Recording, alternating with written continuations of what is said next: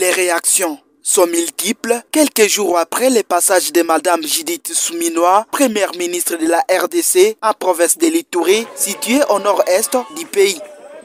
Alors que l'arrivée des Suminwa était pour évaluer l'état des sièges, il faut dire que dans la classe sociopolitique à Ville de Bunia, les avis divergent. Si les uns veulent encore le maintien de cette mesure, d'autres par contre souhaitent sa levée pure et simple. Kabagambe Bahemuka, elle est des acteurs politiques de la province de l'Ituri. Ça a été une satisfaction pour nous, vu que cela a été toujours un problème. Et le constat que nous avions toujours fait, c'est comme si les rapports ne venaient pas tout droit au gouvernement. Je ne sais pas s'il y avait un rapport, le rapport là ne serait pas un rapport vrai qui concernait les problèmes ou les drames qui se produisent à Ituri et au Nord Kivu. Et cette fois-là, Dieu faisait grâce, le gouvernement central passa par l'Ituri, nous sommes satisfaits et j'espère qu'après les enquêtes qui ont servi aussi presque comme les évaluations, je pense que ce que nous attendons, c'est la signature juste du président de la République pour la levée de l'état de siège.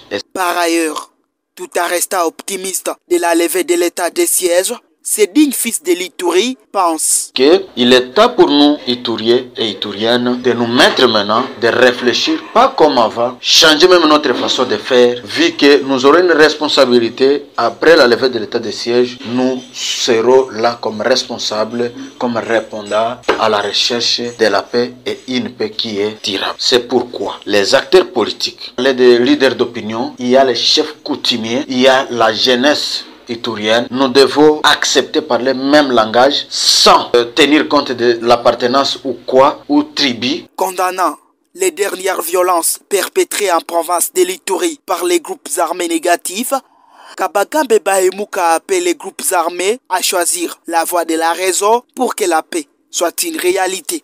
Aux groupes armés de ne pas céder encore aux manipulations, car tout ce qu'ils ont fait, je dis bien, ils l'ont fait à leur défaveur, ou soit sans intérêt si je devrais le dire, car les revenus ou les avantages qu'ils ont tirés, c'était de perdre leurs frères ou tuer, massacrer leurs frères et sœurs, rien que ça. Et ce qui se passe en Djougou actuellement, c'est pointe à Irum. Je condamne ça sincèrement. Les massacres qui se sont perpétrés à Tchele, ça c'est vers Mabanga. Vous allez trouver, il y a des cris, il y a des alertes vers plutôt, il y a Dala, il y a des Sipso là-bas. Le dimanche antérieur, il y a eu pillage de vaches à Marabo. Je pense que ce sont des actes que nos groupes armés, et ceci je peux citer la Codeco, je cite l'FPIC. Dans cela, toujours le nom de Zahir qui est chanté. Il n'est pas temps encore de rester dans la distraction, mais nous devons nous lancer dans un changement total pour que nos ennemis sachent que nous nous sommes réveillés. Précisons ici des Souké, malgré les efforts de Kinshasa pour imposer l'autorité de l'État en Nord Kivu et à Ituri, la population civile continue d'être victime de violences armées.